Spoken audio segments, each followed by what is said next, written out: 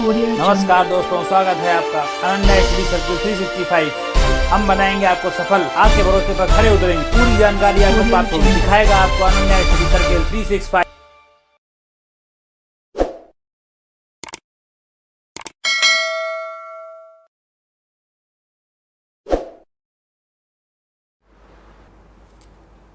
नमस्कार दोस्तों, स्वागत है आपका अनन्या स्टडी सर्किल 365 क्लासेस में।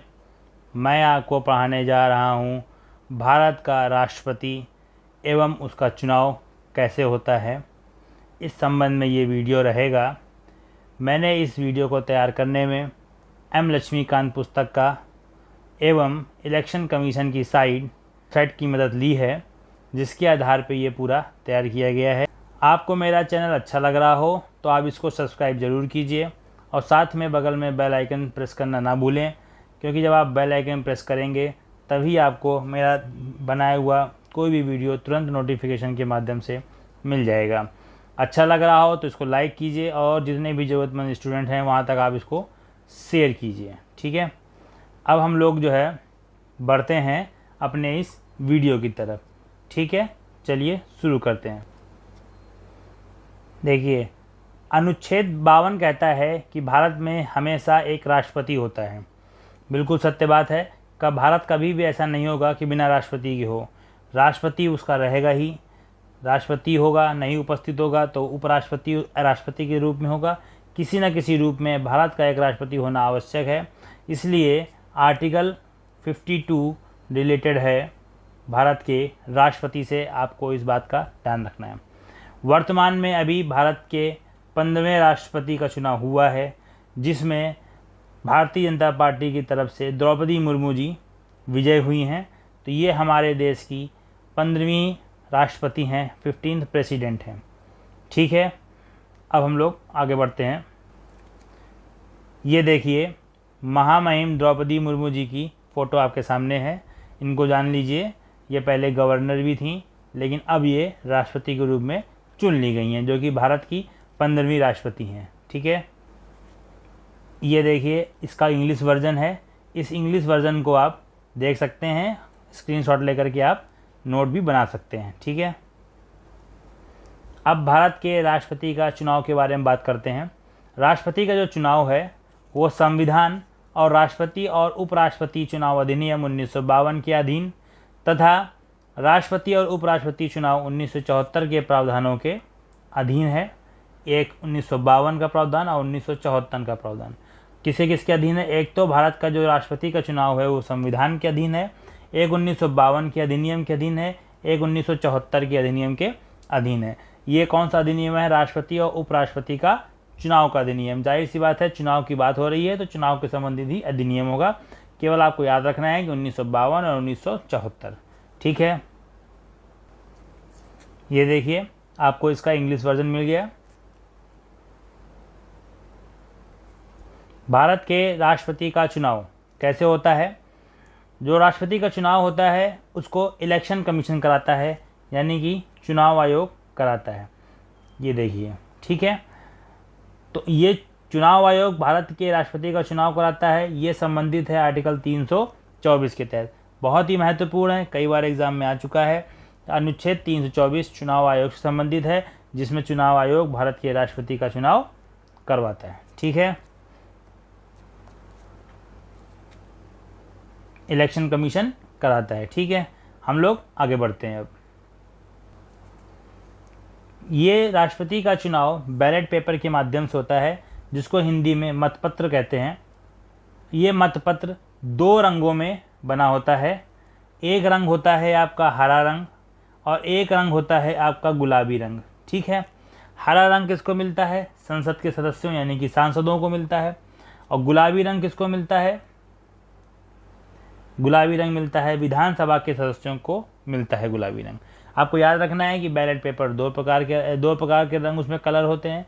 ग्रीन एमपीज़ के लिए और पिंक जो है वो एमएलएस के लिए होते हैं। ठीक है, इसको आपको याद रखना है। चलिए बढ़ते हैं हम लोग। अब देखिए, हम लोग जानते हैं कि राष्ट्रपति के चुनाव में कौन कौन अपना पार्टिसिपेट करते हैं। जो भी पार्टिसिपेट करते हैं उनको बोलते हैं निर्वाचक मंडल। तो पहली बात तो आप ये समझ लीजिए कि उनको निर्वाचक मंडल बोलते हैं, और जो निर्वाचक मंडल के सदस्य होते हैं उनको हमें जानना है। ये निर्वाचक मंडल अनुच्छेद 54 के अंतर्गत आता है। इसमें क्या होते हैं, मोस्ट इम्पॉर्टेंट है, आपको याद रखना है। पहली बात तो आप याद रख लीजिए कि जो भी होते हैं वो सभी निर्वाचित सदस्य होते हैं, यानी इलेक्टेड मेंबर्स होते हैं। हम लोगों को पता है कि हम लोगों के संसद में 2 सदन होते हैं। एक सदन होता है लोकसभा का, एक सदन होता है राज्यसभा का। तो लोकसभा के भी निर्वाचित सदस्य और राज्यसभा के भी निर्वाचित सदस्य इसमें शामिल होते हैं। दोनों ही सदनों के निर्वाचित सदस्य इसमें शामिल होते हैं। और इसके अलावा क्योंकि राष्ट्रपति पूरे देश का प्रतिनिधित्व करता है, तो पूरे देश में अलग अलग राज्य होते हैं, तो राज्य के प्रतिनिधियों का भी होना आवश्यक है। और हम सभी जानते हैं कि जो राज्य के प्रतिनिधि होते हैं उनको हम लोग बोलते हैं MLAs, जो कि अलग अलग राज्यों के विधानसभाओं से आते हैं। तो इसमें विधानसभा के निर्वाचित सदस्य भी शामिल होंगे। ध्यान रखिएगा, वो भी कैसे होंगे, निर्वाचित होंगे, शामिल होंगे।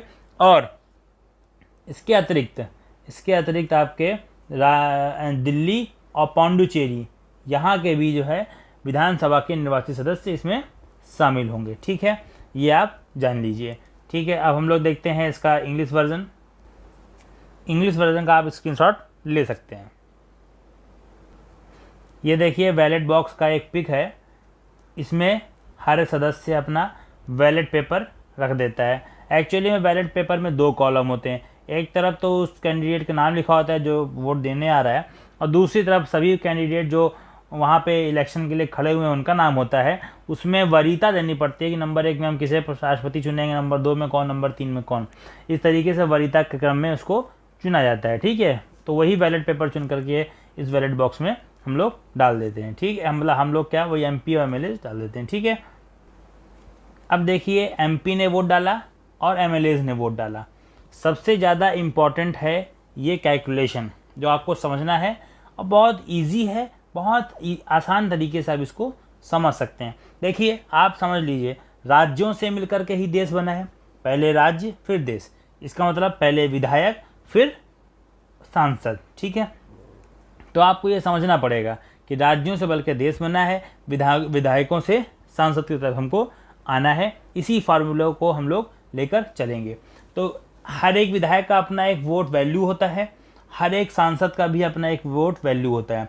उस वोट वैल्यू का कैसे निकालेंगे हम लोग को ये देखना होता है। ठीक है, तो इसमें क्या है कि विधायक का वोट वैल्यू चाहिए।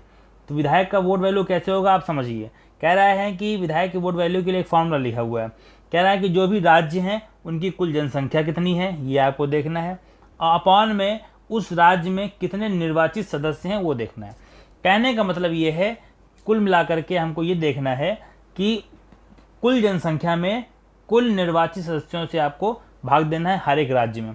राज्य में विधानसभा होती है, आपको पता ही है, इसलिए कुल जनसंख्या में विधानसभा के सदस्यों का ही आपको भाग देना है। लेकिन कौन से सदस्य, केवल और केवल निर्वाचित सदस्य से भाग देना है। मान लीजिए किसी राज्य की जनसंख्या 4 करोड़ है, उस 4 करोड़ जनसंख्या को रिप्रेजेंट कर रही है मान लीजिए 100 MLA। ठीक है, तो 4 करोड़ मतलब हो जाएगा आपका 10 की पावर 7 मान लीजिए, ले लेते हैं, 7 जीरो लगेंगे उसमें। ठीक है, 5 जीरो में 1 लाख, 6 जीरो में 10 लाख और 7 जीरो। ठीक है, अपॉन में कितने 100। तो आपको ये देखना है, जब इसको आप डिवाइड कर देंगे तो आंसर आ जाएगा, 2 जीरो से कट जाएगा, तो ये आंसर आएगा 5 जीरो, यानी कि 4 लाख। अब लिखने में भी बड़ा अजीब लगेगा कि 4 लाख वोट का वैल्यू है, इसलिए उसको सॉल्व करने के लिए 1/1000 कर लिया गया है। जब 1000 से कट कर देंगे तो 3 जीरो ये भी हट जाएंगे, तो एक विधायक की वैल्यू उस राज्य की कितनी आ जाएगी, 4000 आ जाएगी। इस तरीके से हर एक राज्य के विधायकों की वोट वैल्यू निकाल ली जाती है। ठीक, क्या करते हैं, उस राज्य की कुल जनसंख्या में उस राज्य के जितने निर्वाचित सदस्य हैं विधानसभा के, उससे भाग दे देते हैं। भाग देने के बाद जो आंसर आता है उसमें गुणे 1/1000 कर देते हैं, मतलब 1000 से फिर से भाग कर देते हैं। तो जो भी आंसर आता है वो एक विधायक का वोट वैल्यू होता है। 1/1000 इसलिए करते हैं कि बहुत बड़ी संख्या देखने में ना लगे, 3 जीरो पीछे के कट जाएं, इसलिए वो हम लोग कर लेते हैं। ठीक है, इस बात को आपको इसमें याद रखना है इस फार्मूले को, बहुत ही आसान फार्मूला ये है। ठीक है, ये value of the vote of N MLA दिया गया है। फार्मूला दिया गया है total population of state upon total number of elected members in the state oblique UTs legislative assembly multiplied by 1/1000। ठीक है, हम लोग आगे बढ़ते हैं। देखिए, हम लोगों ने विधायकों के वोट का मूल्य तो समझ लिया है, अब हम लोग बढ़ते हैं सांसदों के वोट के मूल्य की तरफ। ठीक है, तो सांसद मैंने कहा कि जैसे राज्य से मिलकर देश बना है, वैसे ही राष्ट्रपति के चुनाव में विधायकों से हम लोग सांसदों की तरफ आते हैं। तो इसलिए फॉर्मूले में क्या है, सभी राज्यों के सभी विधायकों के वोटों का कुल मूल्य। कहने का मतलब जैसे क्या कि 1, 2, 3 राज्य मान लो होते हैं, तो एक में तो हमने निकाल लिया 4000 आया था।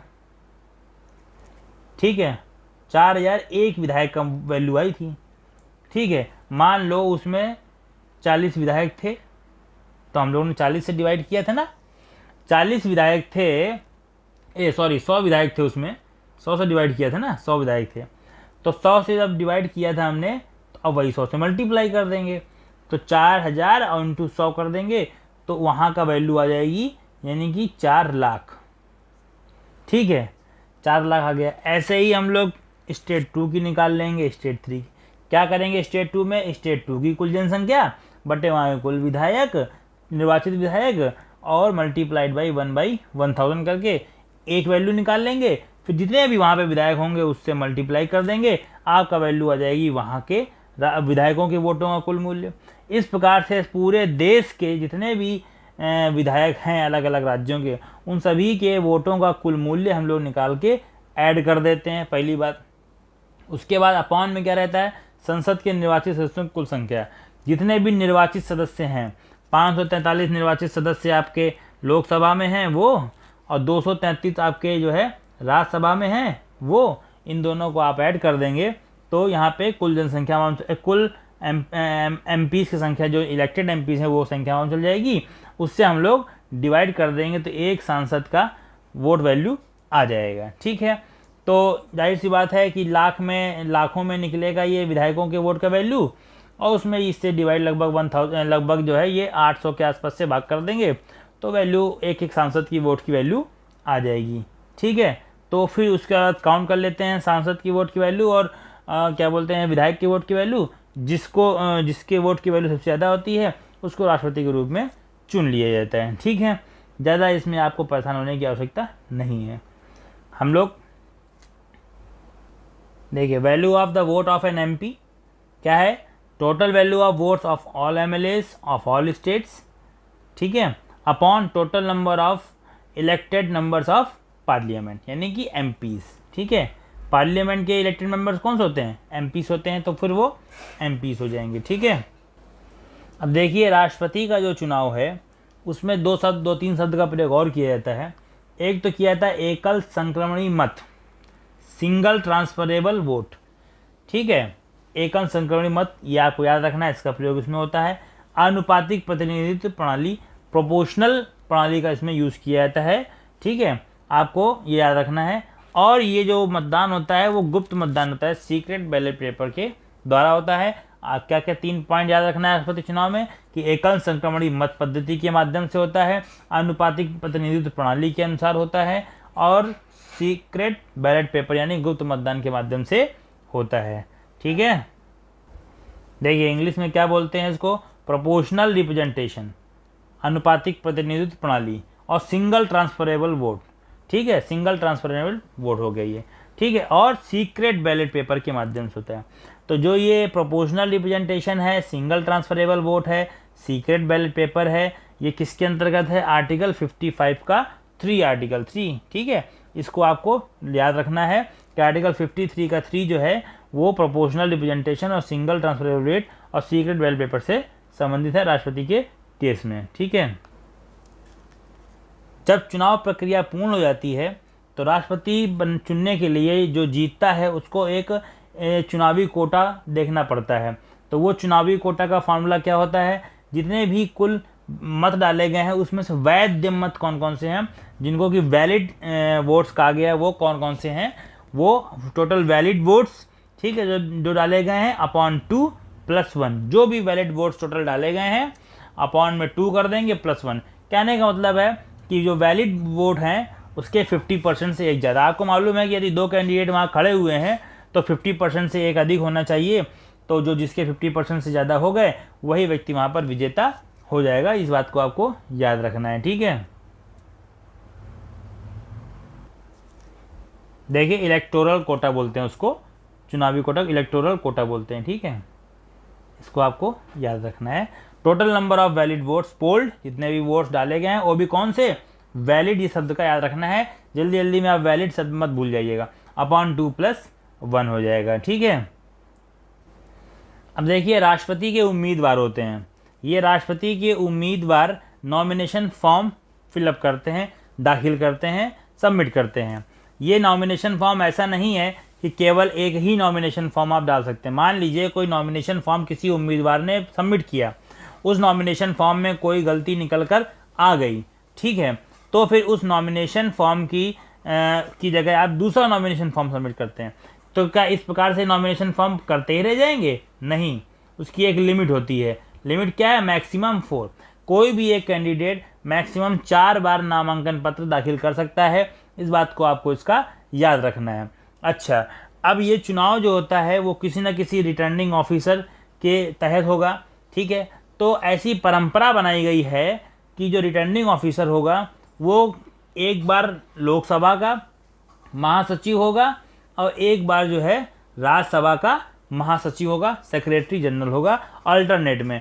जैसे कि एक बार लोकसभा के महासचिव को रिटर्निंग ऑफिसर बना दिया, राष्ट्रपति का चुनाव कर लिया, 5 साल बाद फिर से यदि राष्ट्रपति का चुनाव हो गया तो फिर वहाँ पर रिटर्निंग ऑफिसर राज्यसभा के महासचिव को बना दिया जाएगा। तो क्वेश्चन में यदि ये आता है कि किसको रिटर्निंग ऑफिसर बनाते हैं, तो आइदर लोकसभा का सेक्रेटरी जनरल और राज्यसभा का सेक्रेटरी जनरल। ये बाई कन्वेंशन होता है, इस बात को आपको याद रखना है, ठीक है। देखिए बाई कन्वेंशन होता है, इस बात को आपको याद रखना है कि ये बाई कन्वेंशन होता है, ठीक है। तो सेक्रेटरी जनरल लोकसभा और या सेक्रेटरी जनरल ऑफ राज्यसभा ये रिटर्निंग ऑफिसर हो सकते हैं। कैसे हो सकते हैं? रोटेशन पे, एक बार लोकसभा का सेक्रेटरी जनरल, एक बार राज्यसभा का सेक्रेटरी जनरल, ठीक है।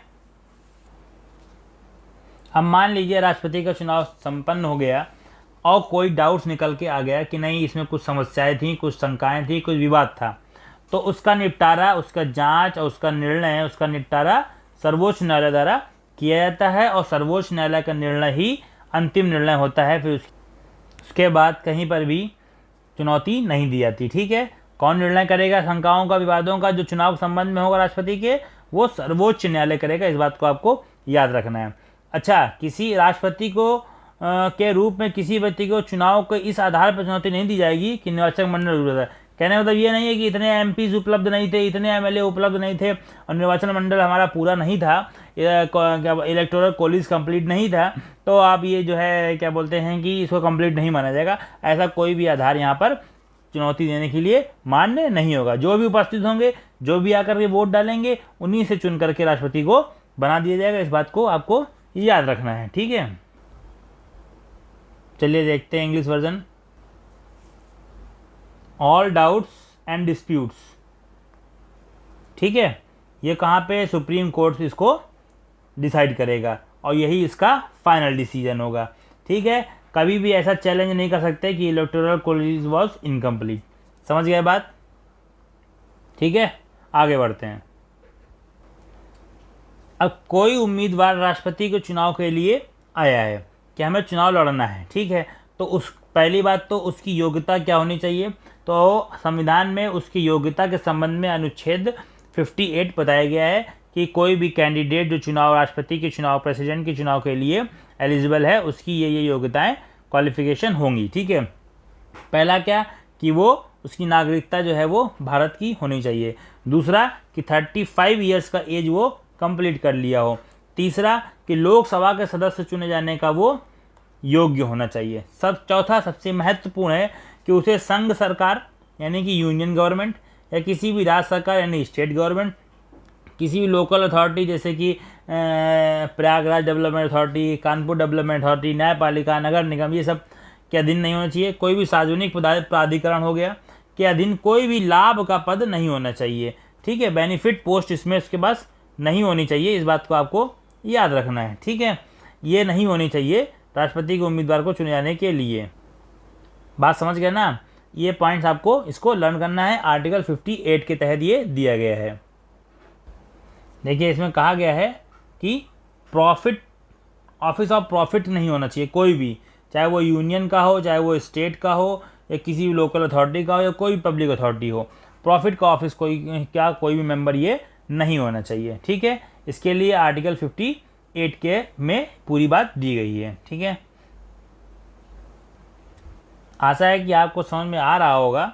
आपने यदि अभी तक मेरे चैनल को सब्सक्राइब नहीं किया है तो कृपया उसको सब्सक्राइब कर लें और साथ में बेल आइकन प्रेस कर लें, ताकि आप तक मेरा ये वीडियो या कोई नया वीडियो तुरंत पहुंच सके। और जो भी इसको पढ़ना चाहते हैं, इच्छुक हैं, वहां तक इस चैनल की जानकारी नहीं प्राप्त है, आप उन तक शेयर करके, लाइक करके, शेयर करके उन तक पहुंचा सकते हैं, जिससे वो भी इसको पढ़कर अपने लिए कुछ प्राप्त कर सकें, ठीक है।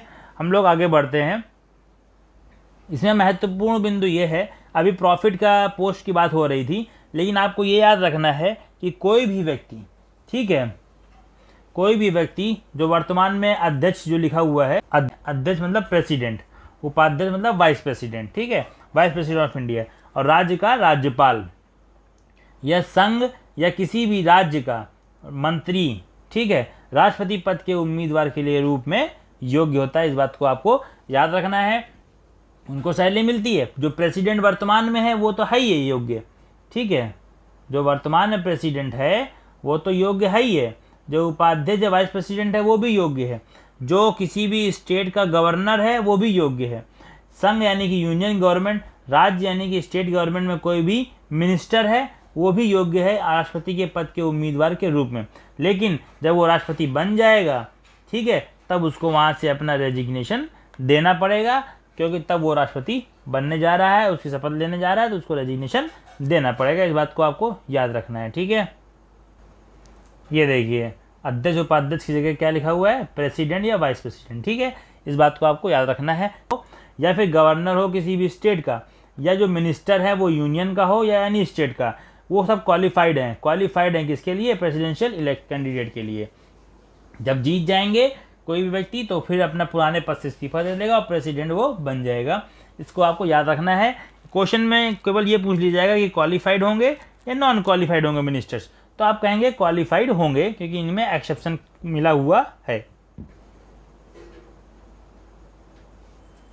राष्ट्रपति के पद के चुनाव के लिए उम्मीदवार के नामांकन को प्रस्तावक के रूप में कम से कम 50 निर्वाचक और अनुमोदक के रूप में कम से कम 50 निर्वाचक चाहिए किसी भी सब्सक्राइब किए जाने के लिए, ठीक है। तो आपको इस बात को याद रखना है कि कोई भी उम्मीदवार वहां बनेगा, नामांकन पत्र दाखिल करेगा, उसके लिए उसके नाम के 50 प्रस्तावक होने चाहिए। प्रस्तावक कितने होने चाहिए, 50, और उसके अनुमोदक कितने होने चाहिए, वो भी 50, बराबर होंगे। पहले इनकी संख्या कम थी, अब ये बढ़ा दी गई है, ताकि हर कोई व्यक्ति राष्ट्रपति के लिए न बन पाए, वही व्यक्ति राष्ट्रपति के लिए चुनाव के लिए आ पाए जिसके पास कम से कम 50 प्रस्तावक और 50 अनुमोदक वहां पर उपस्थित हों, ठीक है। देखिए प्रत्येक उम्मीदवार जो कि राष्ट्रपति के लिए बनने वाला है, उसको जो है आरबीआई में 15,000 रुपये सिक्योरिटी डिपॉजिट जमा करना पड़ेगा सुरक्षा के रूप में। और यदि उम्मीदवार डाले गए मतों का 6वां हिस्सा यानी कि 1/6 पार्ट, जितने भी मत डाले गए हैं, डाले गए मतों का 6वां हिस्सा हासिल करने में विफल रहता है तो जमानत राशि जब्त की जाएगी। ये ध्यान रखना है आपको। अब यहीं पे एक क्वेश्चन में ट्विस्ट कर देगा कि डाले गए मतों की जगह लिख देगा वैध मतों का 6वां हिस्सा। आपको क्या लिखना है, क्या दिया गया है कि डाले गए मतों का 6वां हिस्सा यदि उसको नहीं मिल रहा है तो उसकी जमानत राशि जब्त कर ली जाएगी। इस बात को आपको याद रखना है, ठीक है।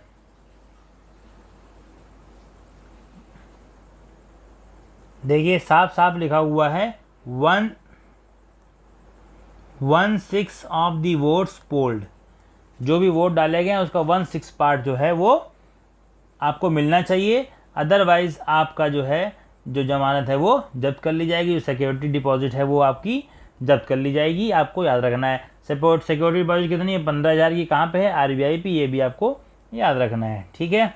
आगे बढ़ते हैं हम लोग। राष्ट्रपति जो है प्रवेश करने की तारीख से कार्यालय में प्रवेश करता है, अपने ऑफिस जाता है, पद ग्रहण करता है। जिस तारीख को अपने ऑफिस में पद ग्रहण करता है वहाँ से 5 साल तक के लिए वो रहता है। इम्पॉर्टेंट पॉइंट है, क्योंकि ऑप्शन में ये दे सकता है कि शपथ लेने की तिथि से, या फिर ये दे सकता है कि कार्यालय में प्रवेश करने की तिथि से, पदभार ग्रहण करने की तिथि से। आपको ये बताना है, तो बताना है कार्यालय में जब वो पदभार ग्रहण कर लेगा, यानी कि कार्यालय में प्रवेश कर लेगा, तब से 5 साल की यहाँ पे पूरी अवधि गिनी जाएगी, जो कि आपका अनुच्छेद 56 में दिया गया है। ठीक है। राष्ट्रपति अपने उत्तराधिकारी के पदभार ग्रहण करने तक अपने 5 वर्ष के कार्यकाल से अधिक पद धारण कर सकता है। मान लीजिए किसी का चुनाव हो रहा है, ठीक है, अभी वो उसने पदभार ग्रहण नहीं किया है, शपथ ले सब कुछ ले लिया, लेकिन पदभार ग्रहण नहीं किया, तो जब तक वो पदभार ग्रहण नहीं करेगा तब तक पुराना वाला राष्ट्रपति अपने पद पर बना रहेगा। क्योंकि सबसे पहले मैंने बताया था अनुच्छेद 52 में कहा गया कि हमेशा भारत में एक राष्ट्रपति होगा। इस बात को आपको याद रखना है। भले ही 5 वर्ष से ज़्यादा ही क्यों ना हो जाए, जब तक वो पदभार ग्रहण नहीं कर लेगा दूसरा नया राष्ट्रपति, तब तक पुराना वाला राष्ट्रपति अपने पद पर बना रहेगा। ठीक है, समझ गए। अब हम लोग देखते हैं इसका English version.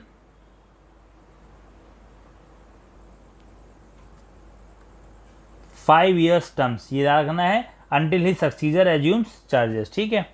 President hold office for term of 5 years from the date on which he enters upon his office, जब से वो एंटर करता है। ठीक है, एग्जैक्ट यही लिख के आएगा, आपको यही टिक कर देना है।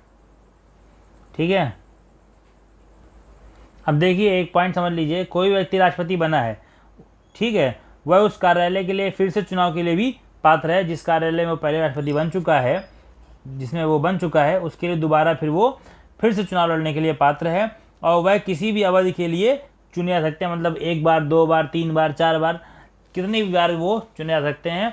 इसका कोई भी प्रावधान इसमें संविधान में नहीं दिया गया रोकने के संबंध में, जबकि अमेरिका में 2 बार से अधिक चुने जाने का प्रावधान नहीं है। ठीक है।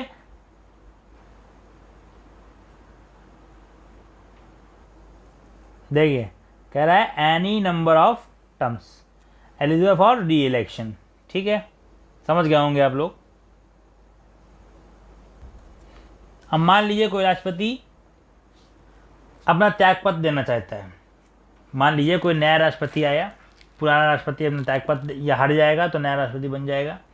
किसी कारणवश राष्ट्रपति को त्यागपत्र देना है, किसी दूसरे अन्य कारणों से, ठीक है, उसको देना है, अपना कार्यकाल पूरा नहीं हुआ है, उसके पहले ही देना है उसको, तो वो अपना त्यागपत्र उपराष्ट्रपति को देगा। आपको ये याद रखना है कि उपराष्ट्रपति को त्यागपत्र देगा। उसके पीछे कारण ये है कि उपराष्ट्रपति संसद के सदस्यों द्वारा चुना जाता है, और राष्ट्रपति भी संसद के सदस्यों द्वारा और राज्य के विधानसभा सदस्यों द्वारा चुना जाता है। दूसरी बार जब राष्ट्रपति नहीं होता है तो उपराष्ट्रपति उस राष्ट्रपति की जगह पर राष्ट्रपति का पद भार संभालता है। इसलिए उसकी जानकारी में उपराष्ट्रपति को ही त्यागपत्र देना आवश्यक होता है। और स्वयं से यदि उसने त्यागपत्र नहीं दिया है तो महाभियोग एक प्रक्रिया होती है, ठीक है, उसके द्वारा उसे कार्यकाल पूरा होने से पहले ही पद से हटाया जा सकता है। और ये महाभियोग प्रक्रिया आपको एक अलग से वीडियो में बताई जाएगी। ठीक है। देखिए impeachment, the process of impeachment से इसको हटाया जा सकता है, रिमूव किया जा सकता है। ठीक है। और ये अपना रेजिग्नेशन किसको देगा, रिजाइन करेगा, और किसको एड्रेस करेगा, वाइस प्रेसिडेंट को एड्रेस करेगा अपना रेजिग्नेशन लेटर। कोई भी लेटर लिखते हैं ना, कहते हैं कि एड्रेस किया जाता है, तो किसको एड्रेस करेगा, वाइस प्रेसिडेंट को एड्रेस करेगा।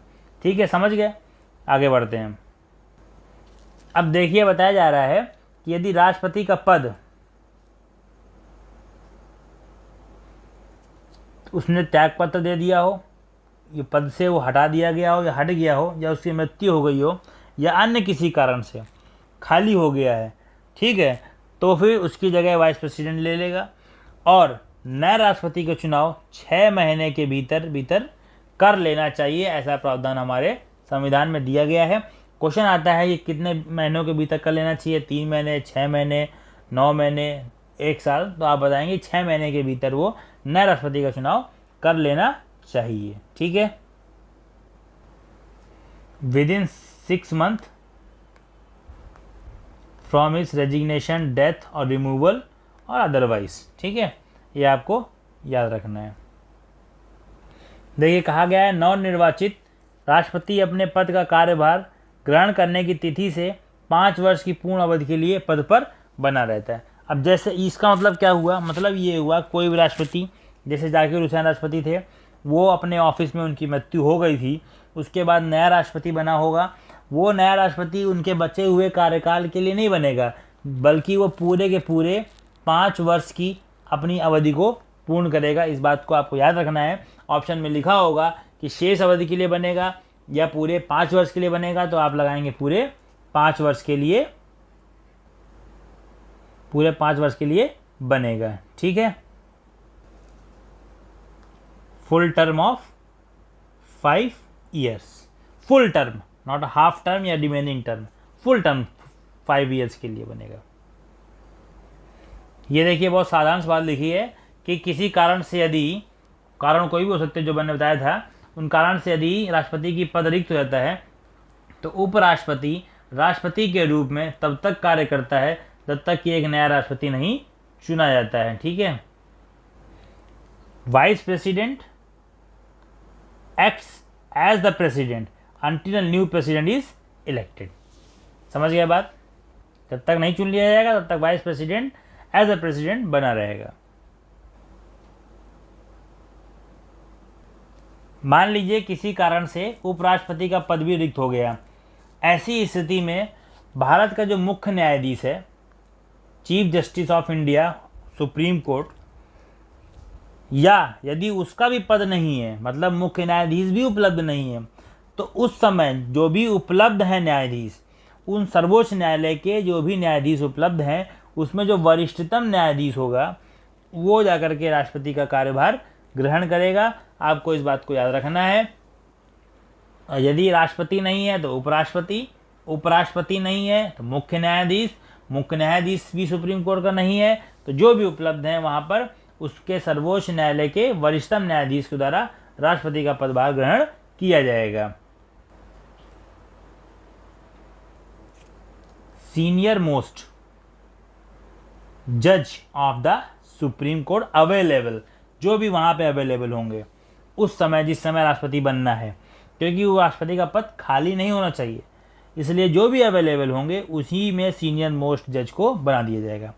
पहले vice president, chief justice of India, नहीं मिला तो सीनियर मोस्ट जज of the supreme court available. ठीक है, बात समझ गए।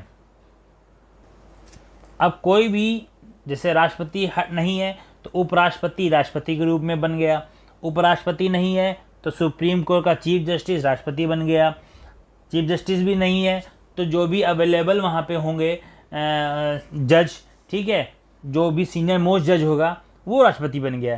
तो जब वो राष्ट्रपति के रूप में होगा कोई भी, तो उसको वो सभी शक्तियाँ प्राप्त होंगी जो एक राष्ट्रपति को मिलती हैं, वो सारे के सारे भत्ते, विशेषाधिकार उसको प्राप्त होंगे जो संसद द्वारा उसे निर्धारित किए गए हैं, मतलब राष्ट्रपति के लिए निर्धारित किए जाते हैं। इस बात को आपको याद रखना है। राष्ट्रपति के पद के रूप में है तो राष्ट्रपति के ही वेतन भत्ते उसको प्राप्त होंगे। ठीक है, समझ गए। ही enjoys all the powers such emoluments, allowances and privileges as determined by the parliament। ठीक है, समझ गए बात। आशा करते हैं आपको ये वीडियो समझ में आया होगा, क्योंकि मैंने इसमें राष्ट्रपति के चुनाव के संबंध में, राष्ट्रपति के संबंध में लगभग सभी बातें बता दी गई हैं। अब इसमें केवल बचा है राष्ट्रपति की शक्तियाँ, power of the president of India. उसके लिए एक अलग से वीडियो में बता दिया जाएगा कई प्रकार की पावर होती हैं। एग्जीक्यूटिव पावर हो गया, आपका जुडिशियल पावर हो गया, हर एक पावर के बारे में बताया जाएगा और एग्ज़ाम के दृष्टिकोण से जो भी इम्पोर्टेंट होगा वही पॉइंट आपको इसमें लिखाए जाएंगे। एम लक्ष्मीकांत बुक, जो कि पॉलिटी के लिए बहुत ही अच्छी मानी जाती है, उससे नोट्स बनाए गए हैं और इलेक्शन कमीशन ऑफ इंडिया की वेबसाइट से ये बनाए गए हैं। आप लोग भी उसमें जाके पढ़ सकते हैं। यदि आपको कोई डाउट लगता है तो आप कमेंट करके पूछिए, उसका समाधान किया जाएगा, उसका सलूशन दिया जाएगा और एक सेपरेट वीडियो बना के देना होगा, सेपरेट वीडियो बना के दे दिया जाएगा। आपको ये वीडियो अच्छा लगा हो तो इसको लाइक कीजिए, ज़्यादा से ज़्यादा लोगों तक शेयर कीजिए, ताकि जो इसको यहाँ तक नहीं पहुँच पा रहे हैं और पढ़ना चाहते हैं और उनके लिए आवश्यक है तो वो इसको पढ़ सकें। और चैनल को सब्सक्राइब जरूर कीजिएगा, सब्सक्राइब करना मत भूलिएगा और बेल आइकन प्रेस कीजिएगा ताकि जो भी नया मैं वीडियो डालूँ उसका नोटिफिकेशन आप तक पहुंच सके। ठीक है, हम लोग मिलते हैं नेक्स्ट वीडियो में, तब तक के लिए धन्यवाद। जय हिंद, जय भारत।